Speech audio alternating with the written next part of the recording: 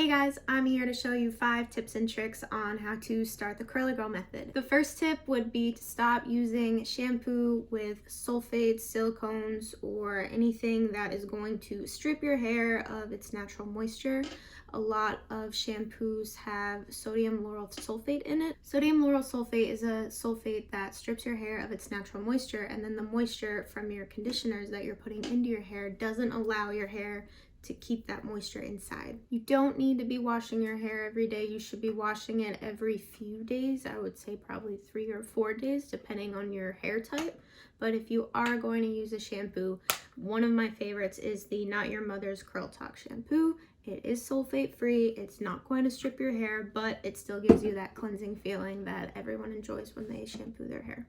The second tip is to not use conditioners that have silicones in them. The main silicone that are in a lot of conditioners is dimethicone, and it's usually the first 1 or 2 ingredients on the back. The problem with silicones is that it doesn't allow moisture to enter the hair. So if you are going to use a conditioner, it needs to be silicone free. 2 of my favorite silicone-free conditioners are from Shea Moisture, and it's the Hydrate and Repair Manuka Honey and Yogurt Conditioner. And the other one is also from Shea Moisture, and it's the 100% Virgin Coconut Oil Daily Hydration Conditioner. These 2 conditioners are really great with giving you that slip that everyone likes, but it also allows moisture to enter your hair. The third tip is for when we get out of the shower, we want to use a hair wrap for our hair. So hair wraps are usually made out of microfiber towels. If you don't want to buy a hair wrap, you can use something like a cotton t-shirt, but normal everyday shower towels are really hard on your curls, and it can make your hair almost like frizzy and super dry. So, you can get these from TJ Maxx, Marshalls, Walmart, and they're really inexpensive, and it's a super great way to dry your hair without breaking it. The fourth tip is no heat. Absolutely no heat needs to be on your curls at any time. Even if you're drying your hair, try to put it on a cool setting or let your hair air dry or until it's partially dry, but the heat will definitely damage your curls. The fifth and final step is to find yourself some stylers. Stylers can be anything from creams, lotions, gels, mousse. It really all depends on your curl type. My favorite, I prefer to start out with a cream. It helps define your curls.